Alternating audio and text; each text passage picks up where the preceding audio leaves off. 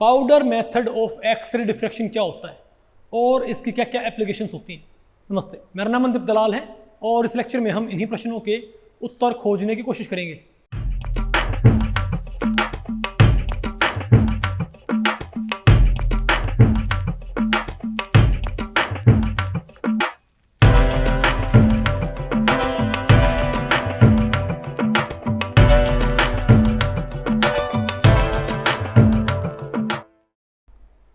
Okay, तो अब बताओ मैं क्या पढ़ना बताओ भाई।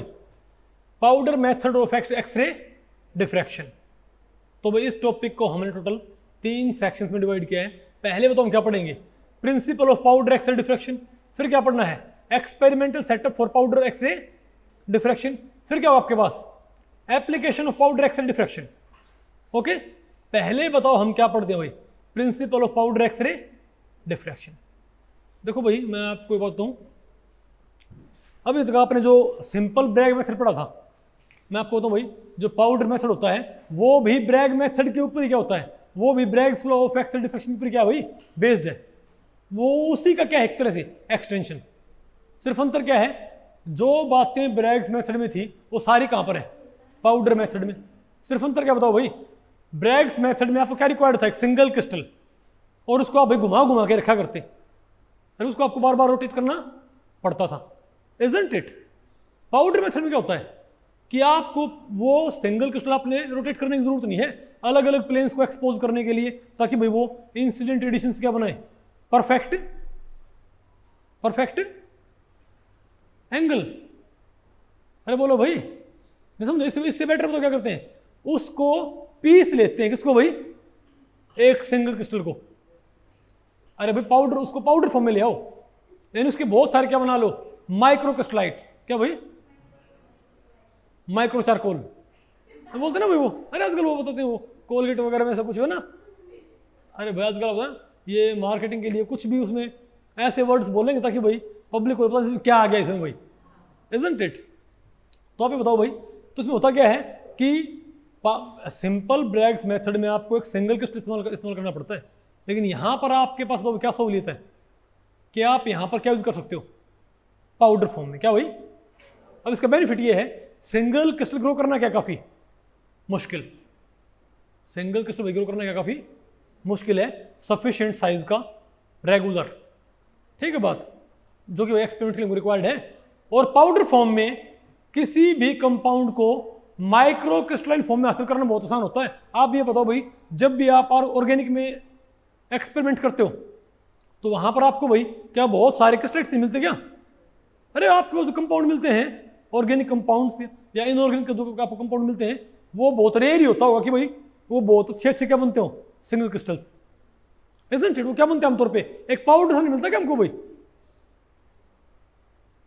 अरे बोलो भाई, जैसे मैं आपको बताऊं भाई, नहीं गल्ला पाड़ा अगर जो करे, नहीं पता आपको, जैसे भाई गल्ला पाड़ा अगर, गल्ला नहीं पता आपको, अरे दही से वो कोई फोड़ा फुंसी हो जाए उस पर लगाते हैं भाई, ये एक रेमेडी होती है, नहीं पता आपको। कोई फोड़े वगैरह हो जाए तो भाई हरियाणा में एक मैं आपको बताऊँ बहुत अद्भुत रेमेडी है, उस फोड़े के ऊपर क्या लगाते हैं पता है, या तो प्याज को भून के, या फिर नहीं जो दही होती है और दूध होता है उसको, दूध जब फट जाता है ना, ठीक है, उसको फिर निचोड़ देते हैं बिल्कुल। अरे वो पनीर सा होता है भाई, उसको गल्ला बोलते हैं, उसमें एंटीबैक्टीरियल प्रॉपर्टीज होती हैं, ओके, उसको इस्तेमाल करते हैं, ठीक है बेटा, वो नहीं, ओके। बात आपको पहले पड़ी भाई, नहीं आ गया आपको। तो आप जब लैब में, साइलेंस में भाई, आप जब लैब में काम करते हो, ऑर्गेनिक के लैब में, इनऑर्गेनिक लैब में, तो वो मान लिया जो भाई वो क्या एक पनीर सा नहीं बन जाता क्या, बिल्कुल। अरे भाई जो पाउडर से नहीं बनते वो पाउडर फॉर्म में आता है, नहीं उसमें बहुत अच्छे क्या हो, या तो पनीर सा बनेगा भाई, या उसमें नमक सा आपको नजर आएगा, कोई सॉल्ट सा। बात आपको पहले पड़ रही है। आप यानी कि पाउडर फॉर्म में कंपाउंड को हासिल करना बहुत क्या होता है, ईजी। तो ब्रैग्स मेथड की लिमिटेशन क्या होती है कि उसके लिए आपको सिंगल क्रिस्टल क्या रिक्वायर्ड है, जो ग्रो करना है काफी मुश्किल है। तो आप पाउडर फॉर्म बहुत ईजी हासिल कर सकते हो, या तो सिंगल क्रिस्टल को क्या कर लो, पीस लो, तब भी क्या बन जाएगा, पाउडर।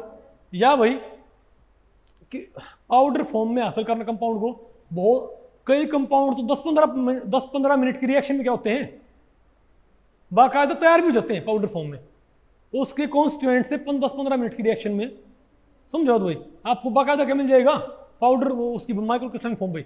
अब जिसको आप एक्स रे डिफ्रैक्शन के ऊपर लगा सकते हो, बात आपको पहले पड़ रही है। तो इसमें कोई अंतर नहीं है, बस ये अंतर है कि यहां पर आपने क्या यूज करना पड़ता है, सिंपली पाउडर फॉर्म यूज करते हैं। ओके, नहीं बात आपको पहले पड़े। अब पाउडर फॉर्म आप यहां पर यूज करोगे तो आपको इसका फायदा क्या है, इसके फायदे भी इसके नुकसान भी है। इसके फायदे इसके क्या भाई, नुकसान भी है। इसका मतलब इसका सबसे बड़ा फायदा क्या भाई, कि पाउडर फॉर्म में क्रिस्टल ग्रो करना क्या बहुत आसान होता है, माइक्रो क्रिस्टलाइन फॉर्म में भाई। दूसरा इसका फायदा क्या होता है भाई, आपको अब आपके पास एक कोई क्रिस्टल तो है नहीं समझे बात, आपने वो पाउडर ही क्या रख देना, बताओ भाई। यहां पर मान लिया आपने क्या रख दिया, अपने पाउडर अपने यहां रख दिया। अब इसमें बहुत सारे क्या है क्रिस्टल्स, इसमें क्या हुई, इसमें अरबों खरबों क्या हैं, माइक्रो क्रिस्टल्स। इसमें अरबों खरबों क्या माइक्रो क्रिस्टल्स, और वो माइक्रो क्रिस्टल तो क्या है, रैंडमली ओरिएंटेड। तो अब आपने भाई इसको घुमाना ही नहीं, इस पे सिंपली क्या डालो भाई, लाइट क्या हूं, एक्सरे। क्योंकि भाई, क्योंकि इसमें आपको हो भाई रोटेट क्यों नहीं करना इनको, क्योंकि इसमें क्रिस्टल क्या होंगे भाई, अपने आप रोटेट हुए मिलेंगे। कोई क्रिस्टल में अपने आप क्या होगा, कोई ऐसे मिलेंगे आपको, इसमें कोई ऐसे मिलेंगे नहीं, मतलब कोई ऐसे, अरे बोलो भाई, क्योंकि बहुत सारे क्रिस्टल्स हैं। तो क्रिस्टल्स का एक सेट क्रिस्टल भाई, कलेक्शन ऑफ क्रिस्टल, इसमें जरूर ऐसे पड़े, इसमें भाई बहुत सारे क्रिस्टल्स का एक समूह ऐसा जरूर होएगा। समूह मत बोलो भाई, अरे बहुत सारे क्रिस्टल्स इसमें ऐसे जरूर होंगे जिनका 1 प्लेन क्या होगा, सूटेबल एंगल पे ऑलरेडी क्या है, ओरिएंटेड। बहुत सारे, अरे अरबों खरबों हैं, हो सकता है भाई उसमें से 20-30 करोड़ क्या है, 1 प्लेन के साथ क्या है, बिल्कुल परफेक्टली ओरिएंटेड। 20-30 करोड़ क्या है उनका 2 प्लेन क्या है, सॉरी 1 प्लेन क्या है, बिल्कुल परफेक्टली ओरिएंटेड। नहीं पता आपको पहले पड़ी हुई। तो यहाँ पर आपको क्रिस्टल घुमाने की जरूरत नहीं है, क्योंकि इसके अंदर क्या है, अरबों खरबों क्रिस्टल भाई, और उसमें हर एक एंगल पे आपको बहुत सारे क्रिस्टल जरूर मिल जाएंगे जो सूटेबल एंगल बनाए हुए हैं। मान लिया भाई एक्सरे आई, मान लिया पहले क्रिस्टल का, इसमें क्या बहुत सारे क्या है भाई क्रिस्टल है ना, मान लिया पहले क्रिस्टल का 1 प्लेन सूटेबल उस पर नहीं है, नहीं बात आपको पहले पड़ी। मान लिया पहले क्या है 2 प्लेन क्या है, सूटेबल एंगल बनाए हुए हैं। अगले का 2-1-3 क्या बनाए हुए हैं, सूटेबल एंगल। अगले का ना 2-1-3 ना 1-1, उसका क्या भाई 4-1-2 क्या बनाए हुए हैं, सूटेबल एंगल। नहीं बात आपको पहले पड़ी भाई। तो 4-1-2 वाला क्या एक सामने आएगा, ये इसमें से पार निकलेगी, तब तक भाई क्या अरबों खरबों क्रिस्टल क्या होंगे इसके, 4-2-1 वाले क्या मिलेंगे इसको, सूटेबल एंगल पे। नहीं बात आपको पहले पड़ी। इसको घुमाने की जरूरत नहीं होती, क्योंकि इसमें भाई इसमें क्रिस्टल बहुत सारे हैं, तो अपने आप क्या हो घूमे घुमाए हैं। अरे बोलो भाई, नहीं आ गया आपको, नहीं बात पल्ले पड़ी। और भाई तो फॉर्मूला हमें वही लगता है, 2d sin theta = n lambda. लेकिन भाई क्योंकि आप यहाँ पर प्लेन्स, लेकिन भाई यहाँ पर मैं आपको बताऊं भाई, जो एंगल होता है ना, आप यहाँ पर 2 थीटा में रिकॉर्ड करोगे, किसमें भाई 2 थीटा में, बताओ क्यों, वाई, बोलो भाई। क्योंकि आपको पता ही है क्या ही रेडिएशन, और यहाँ बताओ क्या रखा आपने भाई, अरे पाउडर, आपने यहाँ पर क्या रखा पाउडर, तो ये क्या है, ट्रांसमिटेड रेडिएशन। बोलो भाई, तो ये क्या है 2 थीटा बनेगा। ये कैसे, अगर आप सिंपल ब्रैग मेथड भी देखो भाई, तो वहां बताओ क्या था, ये रेडिएशन से करते ना भाई, तो ये एंगल क्या था, थीटा, तो इससे एंगल क्या होगा इसका 2 थीटा, इससे इसका एंगल हो तो क्या हो जाएगा भाई 2 थीटा। पता आपको पहले पड़ रही है। और क्योंकि भाई यहां पर हमको पता है कि हमने इस दिशा में क्या डाली है, एक्सरे, तो हमको भाई इस दिशा से जिस भी एंगल पे क्या मिल जाएगा, डिफ्रैक्शन पीक, हम भाई ये एंगल नोट कर लेंगे। बात आपको पहले पड़ेगी ना, नहीं आपको समझ आया। तो भाई 2 थीटा जो यहाँ से नोट होगा ना, उसका हाफ कर दो, क्या मिल जाएगा आपको थीटा, और फिर भाई 2d sin theta = n lambda. Simple बात क्या है भाई, सिंपल रूल ये होता है, आपने एक्सरे डालनी है, डिफ्रैक्टेड बीम का थीटा नोट करना है, वो थीटा कहाँ पुट करना है, 2d sin थीटा = लैम्डा में, तो थीटा पुट करते हैं यहाँ पर भाई, आपको तो क्या मिल जाएगा कि भाई वो जिस प्लेन सेट ने दिया ना वो डिफ्रैक्शन पीक, उनमें गैप कितना है, डी निकाला जाएगा। नहीं बात आपको पहले पड़त आ गया ना।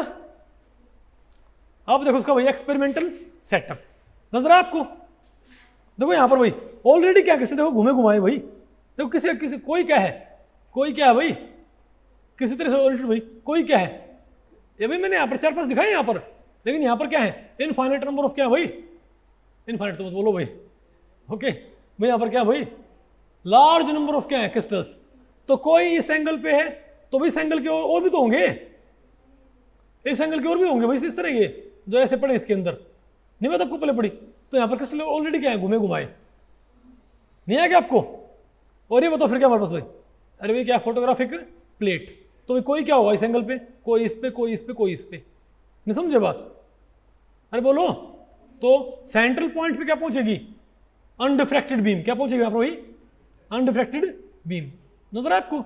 और फिर क्या करो भाई, हर एक का इससे एंगल नोट कर लो भाई, यहाँ से यहाँ पर, जो यहाँ पर यानी यहाँ पर जो क्या बन रहा है सर्कल, ये क्या है बताओ, अरे भाई क्या है, किसी डिफ्रैक्टेड बीम का एंगल है ये, नहीं बता आपको पहले पड़ रही है, बल्कि आप इसको ऐसे मानो, मैं अब आपको इसका भाई और भी नहीं है एक ज़्यादा जो एक, अरे भाई क्योंकि ये कैमरे कई तरह के होते हैं, जो डिवाइस शायर कैमरा होता है, मैं आपको वो कैसे काम करता है, एक काम करो आप एक पतली पट्टी लो भाई, जैसे एयरबैंड होता है, क्या भाई, अरे जैसे क्या होता है, हेयर बैंड होता है, इजंट इट, यह वही नहीं है, हम बचपन में हम चक्कर चलाया करते, अरे एक सर्कल होता है ऐसे भाई, एक पत्ती होती थी उसको ऐसे घुमाया करते, वो हमारा भाई प्रिय खिलौना आया करता, ओके। तो आप ये बताओ भाई, मान लिया साइलेंस भाई, अब आप ये बताओ, तो ये एक सर्कल है, क्या है ये भाई, ये एक पट्टी है इस टाइप की, नहीं बता आपको पहले पड़ी क्या, अरे बताओ भाई, ठीक है। मान लीजिए यहां पर एक पट्टी रखी है यहाँ पर ऐसे, ओके, यहां पर एक पट्टी ऐसे रखी है, ठीक है, और यहां आपने क्या रखा, और इसके सेंटर में क्या रख दो, पाउडर, बोलो भाई। अब इसके ऊपर यहां से तो उसके ऊपर क्या डालो, एक्सरे, तो वो एक्सरे यहां जाके तो क्या होगी, टकराएगी ना, ये क्या होगी, अनडिफ्रैक्टेड बीम। तो इस पट्टी भाई यहां पर तो क्या आएगा, अनडिफ्रैक्टेड बीम भाई, लेकिन कुछ भाई कुछ एक इसमें कुछ एक क्रिस्टल क्या होंगे, परफेक्ट क्या होंगे, एंगल पे होंगे, वो तो क्या करेंगे, वो इसको भाई 2 थीटा एंगल पे, हालांकि वो तो भाई इसको थीटा एंगल पे क्या करेंगे, डिफ्रैक्ट, लेकिन भाई इंसिडेंट रेडिएशन एंगल क्या बन जाएगा उसका भाई, 2 थीटा, नहीं पता आपको पहले क्या, अरे बोलो भाई। तो यहां पे क्या आएगी, तो उतनी पॉसिबिलिटी इस पीक की भी है, अरे बोलो भाई, ये किसी अरे भाई उन्हीं क्रिस्टल से ये पीक दी है, उन्हीं ने क्या दी है ये पीक, अरे भाई इस पाउडर में जो क्रिस्टल ऐसे थे उनके भाई तो ऐसे होंगे, नहीं भाई नहीं पता आपको पहले भाई। तो अगर कोई पीक यहाँ आएगी तो पीक वहां भी आ गई, नहीं आ गया आपको। तो भाई ये अलग अलग फिर इनको नोट कर लेते हैं। तो इसकी काउंटर पार्ट क्या होगी, ये होगी, इसकी काउंटर पार्ट कौन सी होगी, इसकी तो कौन सी होगी, ये वाली, इसकी कौन सी होगी, ये वाली, इसकी कौन सी होगी, ये वाली आपको होगी। अरे ध्यान रखिए 2 थीटा है, ये थीटा 90 तक ही है, 2 थीटा अगर 180 तक है तो थीटा कितना हो गया हमारा 90 तक, नहीं मैं तो आपको पहले पड़ी। तो क्या करते हैं बताओ भाई, क्या करते हैं, तो बहुत सिंपल होता है। अच्छा बताओ, क्या आपको इसकी सर्कमफ्रेंस मालूम होती है, 2 पाई आर। भाई आपने जो ये कैमरा यूज किया है, अरे ये कैमरा है, इसको डिवाइस शायर कैमरा बोलते हैं, आपको फोटो तो नहीं उतारता है कैमरा, अरे भाई कैमरा है, डिवाइस शायर कैमरा, ओके। अब बताओ, तो ये एक काम करो भाई, क्या आपको इसका रेडियस पता है, रेडियस, तो भाई आर पता आपको इसका, अरे भाई आप इसका आर मेजर कर सकते हो, या आप इसका बाकायदा इसका क्या मेजर कर सकते हो, सर्कमफ्रेंस। तो इसकी सर्कमफ्रेंस क्या होगी, 2 पाई आर होगी, इजंट इट। और 2 पाई आर सर्कमफ्रेंस कितना एंगल कवर करती, 360। तो 360 का काउंटर पार्ट कौन होता है, 2 पाई आर, अरे लेंथ स्केल पे। अब जब इसके ऊपर ये क्या जाएगा, मान लिया पीक आ रखी हुई, जब इसको रिकॉर्ड करके फिर इसको आप क्या करो, इसको फ्लैट कर लो, अरे भाई जो ये पट्टी थी इसे क्या करो फिर भाई आप फ्लैट कर लो, ओके। इसको फ्लैट करने के बाद ये आपको, अरे भाई ये पट्टी थी ना, अब मैंने इसको फ्लैट कर दिया है, ठीक है बात। तो ये पॉइंट तो कहाँ नजर आएगा, यहां पर, नहीं समझे बात भाई। और ये बताओ कौन से पॉइंट हो गए, नहीं बात आपको पहले पड़ रही क्या, अरे भाई ये कौन से हो गए, सॉरी ये हो गए ये वाले, और ये कौन से हो गए, ये वाले। अरे भाई ये वाला और ये वाला तो कौन से हो गए, ये और ये, और ये वाला और ये वाला कौन से हो गए, ये और ये, नहीं बात आपको पहले पड़ी। अब सेंट्रल पॉइंट से क्या आप, अरे भाई अब एक साइड से सिर्फ सेंट्रल पॉइंट से नहीं है, एक साइड जो पीक है ना, समझे बात, इस फिल्म के ऊपर जो भाई ये इफेक्ट आ रखे हैं उनकी दूरी नोट कर लो। तो ये दूरी बताओ क्या, एक्स, ये क्या भाई एक्स, तुम क्या बोले तो भाई, तो एक्स बाई 2r, जो रेशियो एक्स बाई 2r का होगा ना, मतलब इस पूरी की लंबाई क्या है 2r, और बताओ पहली पीक की दूरी क्या सेंटर से x, बोलो भाई। तो पूरा एंगल भी क्या होता है 360, तो इस पहली पीक का एंगल क्या होगा 2 थीटा, समझे बात। यानी कि जो रेशियो इस x का 2 पाई r से होगा, वही रेशियो, क्योंकि भैया बनी कितने पे थी इससे 2 थीटा एंगल पे, वही क्या होगा 2 थीटा का 360 से। नहीं बता आपको पहले पड़ गया। तो बहुत सिंपल होता भाई, यहां पर क्या लिया, डिवाइड शायर कैमरा लिया, यहाँ क्या बीच में क्या रखा पाउडर, एक्स डाल ली भाई, तो इस पे जगह जगह इस पे एक्स टकराएगी, समझे बात। डिवाइड शायर कैमरा की सर्कमफ्रेंस यहाँ पुट कर दो, फिर सेंट्रल पॉइंट से देखो भाई जो लाइन रखी ना, कितनी कितनी दूरी पर लाइन रखी, वो सारी वैल्यू यहाँ पुट करो 360। मान लिया आपने ये पता कर लिया कि पहली लाइन सेंट्रल पॉइंट से इतनी दूरी पे है, इतने सेंटीमीटर पे है, वो सेंटीमीटर आपने यहाँ पुट कर दिया। तो पैर आपको पता है क्या आया, आपको किया थीटा, आपको क्या उसका भाई 2 थीटा नहीं आया क्या, 2 थीटा का आपके पास होता क्या उनके। तो सिंपल बात है भाई, इन सभी की दूरी नोट करो सेंटर पॉइंट से, इन सभी पीक्स की, वो दूरी नोट कर करके आप कहां पुट करते रहो यहां पर। तो भाई एक्स हर एक पीक की इस कैमरा पे हर एक लाइन की आप सेंटर लाइन से दूरी मेजर कर सकते हो क्या, वो दूरी यहां पुट करते जाइए 360। आपको पता है क्या आ जाएगा आपके पास उस पीक का 2 थीटा, नहीं आ गया 2 थीटा आपके पास आ गया। अब वो तो क्या रहेगा हमारे पास 2 थीटा का पुट कर दो भाई, 2 थीटा का हाफ क्या आ गया थीटा आ गया, थीटा यहाँ पुट करो। हर एक पीक का आपको क्या पता लग जाएगा कि हर एक पीक के लिए जो प्लेन्स रिस्पॉन्सिबल है उनका इंटरप्लेनर सेपरेशन कितना है, इजंट इट।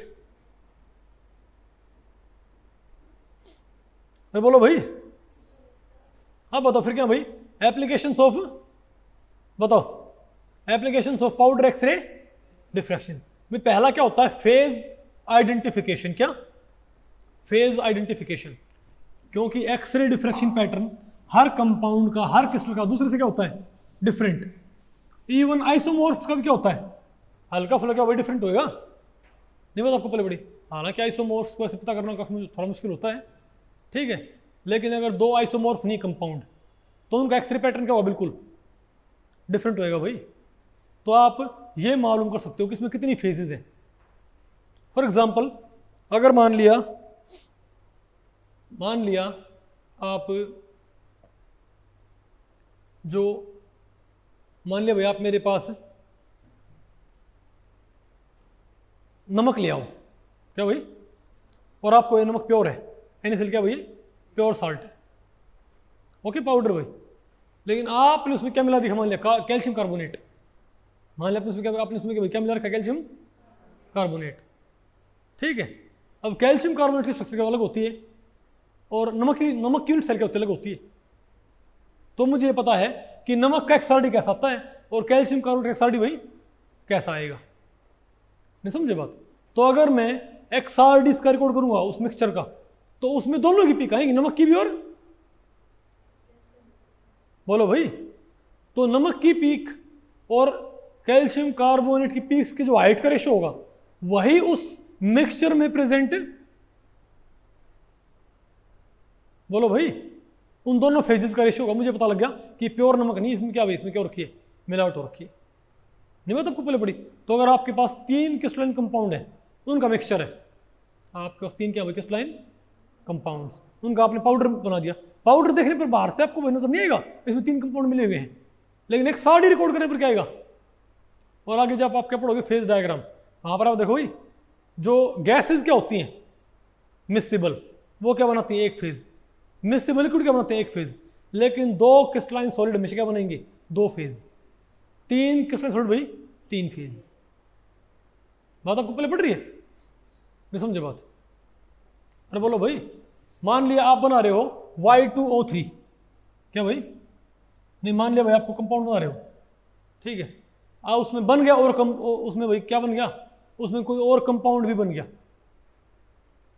मान लिया आप बना रहे हो कैल्शियम कार्बोनेट, उसमें थोड़ा बहुत क्या बन गया, कैल्शियम ऑक्साइड बन गया मान लिया, तो क्या होगा उसमें, तो कैल्शियम कार्बोनेट पिक तो आएंगी, मान लिया ये पिक किसी कैल्शियम, उसमें आपको कैल्शियम ऑक्साइड पिक भी नजर आएंगे, नहीं समझे बात भाई। और फिर आप तो आप मालूम कर सकते हो भाई इसमें कितनी फेजेस है, नहीं समझे बात। एक तो आप भैया पता कर सकते हो कि ये कंपाउंड प्योर है कि ये प्योर क्रिस्टलाइन कंपाउंड है कि नहीं है। दूसरा आप क्या मालूम कर सकते हो भाई, दूसरा आप ये भी मालूम कर सकते हो कि सभी कंपाउंड्स का जो भी नया कंपाउंड इन्वेंट होता है उसका एक साथ डिकोड करके रख लेते हैं, ठीक है। तो कल को आपने कोई कंपाउंड बनाया और आपको आप कंफर्म नहीं हो कि कंपाउंड ऑलरेडी बन रखा है कि नहीं बन रखा, आप क्या करो भाई उसका एक साथ ही लो, तो सर्च एंड मैच से आपको पता लग जाएगा पूरे पहले डेटाबेस से। मान लिया आपके लैपटॉप में भैया, मानो भाई आपके लैपटॉप में 2 लाख इनऑर्गेनिक कंपाउंड से क्या है, बोलो भाई XRD, और उनके आपको सारी क्या पता है स्ट्रक्चर, आपने कोई नया कंपाउंड बनाया, ठीक है, बोलो भाई। अब ये मानो आपका जो कंपाउंड है उसका XRD उन 2 लाख में से एक XRD से मैच कर गया, तकरीबन मैच कर गया, लेकिन उस जो कंपाउंड आपके पास है उसमें आपने अलग एलिमेंट लिए हैं और वो कंपाउंड के अलग एलिमेंट आपने मान लिया है AB2 और वो कंपाउंड के मान लिया CD2, तो आप समझ जाओगे भाई कि आप कंपाउंड वो कंपाउंड तो है नहीं, लेकिन क्योंकि XRD काफी हद तक मैच कर रहा है आइसोमोर, इसका मतलब क्या उसकी ये आइसोमोर्फ है, यानी इसकी वही फेज होगी, यानी इसका फेज प्रोटोटाइप वही होएगा जो उस कंपाउंड का है, यानी जैसे उसमें स्पेस ग्रुप होगा, जैसे उसमें क्या होगी यूनिट सेल होगी, क्यूबिक होगी, वैसे ही आप में होगी, आप कंपाउंड नहीं मैं तो प्रिपेयर हुई। तो फेज आइडेंटिफिकेशन मतलब फेज प्योरिटी भी, फेज की प्योरिटी भी मतलब क्रिस्टलाइन फेजेस का आइडेंटिफिकेशन भी और उनकी प्योरिटी भी मालूम कर सकते हो किससे भाई, बताओ पाउडर। और बताओ क्या क्रिस्टलिटी, देखो जब आप कंपाउंड बनाते हो क्रिस्टलाइन कंपाउंड भाई, तो उसमें अमोर्फस फेज भी हो सकती है, क्या जब आप कोई क्रिस्टलाइन कंपाउंड में अमोर्फस फेज भी बन सकती है। अब अमोर्फस फेज का बताओ कैसा ग्राफ आता है, उसमें पीक्स नहीं आती, उसमें क्या आता है, उसमें हम्प आता है, नहीं समझे बात। तो अगर आप एक कंपाउंड में क्या है कोई हम्प नहीं रखा, सिर्फ शार्प पीक्स रखा, आप समझ गए भाई आपका कंपाउंड क्या बिल्कुल क्या प्योर। लेकिन अगर उसमें क्या रखा भाई, उसमें ऐसा ग्राफ रखा, उसमें हम्प भी और हम्प के ऊपर क्या बताओ भाई पीक्स भी, समझ गए भाई। इसमें अमोर्फस फेज उसमें क्या है, यानी कि आपने जितने आपने के लिए थे रॉ मटेरियल्स, यानी सारे रॉ मटेरियल्स क्रिस्टलाइन कंपाउंड नहीं बना पाए, कुछ एक रॉ मटेरियल्स क्या बना गए अमोर्फस फेज, नहीं बता आपको पहले पड़ी क्या। तो आप किसी कंपाउंड की जो क्या होती है क्रिस्टलिटी उसके ऊपर भी कमेंट कर सकते हो। और क्या होते हैं, और क्या बेनिफिट इसके, लैटिस पैरामीटर, जैसे सिंगल क्रिस्टल मेथड से, जैसे ब्रैग मेथड से सिंगल, अरे भाई अगर आप सिंगल क्रिस्टल से XRD कोड करके उसमें क्या निकाल सकते हो लैटिस पैरामीटर, यूनिट सेल के ABC, यूनिट सेल के भाई ABC अल्फा बीटा गामा, और उसके अंदर पार्टिकल्स की position, lattice type space group, वो सारी इंफॉर्मेशन आप भाई पाउडर XRD से भी निकाल सकते हो। हालांकि थोड़ा क्या होता है मुश्किल, नहीं पता आपको पहले पड़ेगा भाई, अरे बोलो। तो वो जो इन्फो वही से मिलती है, बस दिक्कत क्या है भाई ये थोड़ा मुश्किल होता है उससे, ओके। और बताओ क्या होता है, बताओ फेज ट्रांजिशन, क्या भाई फेज ट्रांजिशन, मान लिया कोई एक फेज है भाई, मान लिया अलग अलग टेम्परेचर पर कोई क्रिस्टल जो है वो अपनी फेज बदलता रहता है। मैं आपको बताऊँ ना, एक कंपाउंड एक से ज़्यादा फेजेस में एग्जिस्ट कर सकते, हम क्या बोलते हैं पॉलीमॉर्फ, नहीं बात आपको पहले पड़ी, अरे बोलो भाई। तो अगर आप उसका भाई अगर आप कंपाउंड कूल कर रहे हो, कंपाउंड लगातार क्या हो रहा है भाई ठंडा हो रहा है, लेकिन आप साथ के साथ क्या रिकॉर्ड कर रहे हो उसका XRD, तो आपको पता लग जाएगा कि अभी कौन सी फेज है, अभी कौन सी फेज आ गई, क्योंकि XRD का उसका बदल जाएगा। अरे भाई अगर कंपाउंड अपना रूप बदल लेगा तो उसका XRD भी क्या होगा, अपना रूप बदल लेगा, समझा दो भाई, भेज धर लिया कंपाउंड अपना, ठीक है। सुना आपने जानी चोर का किस्सा, ओके गुड।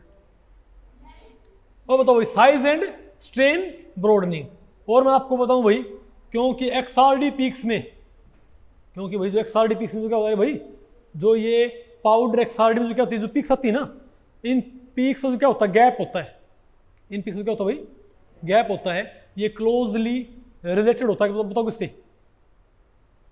पार्टिकल साइज से, किसे भाई कि भाई जो क्रिस्टलाइट है वो किस साइज के हैं, समझो। अरे क्रिस्टलाइट आप इससे क्या निकाल सकते हो, क्रिस्टलाइट साइज निकाल सकते हो, या इंस्ट्रूमेंट की इंस्ट्रूमेंटल रिस्पॉन्स आप निकाल सकते हो, और उसमें स्ट्रेन कितनी है। अरे भाई ये क्या होती हैं क्रिस्टल्स में, क्या होती है भाई, स्ट्रेन्स होती हैं। क्या होती है क्रिस्टल्स में, तो आप अरे भैया आप उस क्रिस्टलाइन मटेरियल में जो स्ट्रेन है या उसमें जो पार्टिकल साइज है, क्रिस्टलाइट साइज वो कितना है, उसमें जो भाई माइक्रो क्रिस्टलाइट बन रहे हैं वो किस साइज के हैं, ये भी आप मालूम कर सकते हो पीक्स की ब्रॉडनिंग के जरिए। तो इसके बहुत फायदे हैं भाई। नुकसान क्या है वैसे इसका, बोलो भाई, इसके नुकसान थोड़े, फायदे क्या हैं ज़्यादा। उसका नुकसान क्या है भाई, इससे क्रिस्टल स्ट्रक्चर सोल्व करना क्या होता है, पाउडर एक्सआरडी से क्रिस्टल स्ट्रक्चर सोल्व करना क्या थोड़ा मुश्किल होता है बजाय कि सिंगल क्रिस्टल से। ओके, और बताओ भाई फिर क्या हमारे पास, powder X ray diffraction is used for, ये बताओ भाई पाउडर एक्सल डिफ्रैक्शन किसके लिए इस्तेमाल किया जाता है, क्रिस्टलाइट साइज के लिए, क्रिस्टल स्ट्रेन मालूम करने के लिए, phase identification, all. Very good. तो भाई इस लेक्चर में इतना ही। अगर इस लेक्चर के बारे में आपके कुछ प्रश्न या सुझाव हैं तो आप मुझे नीचे कमेंट सेक्शन में पूछ सकते हैं, मैं उनके उत्तर देने की पूरी कोशिश करूंगा। तो भी ठीक है, मिलते हैं अगले लेक्चर में, तब तक के लिए नमस्ते।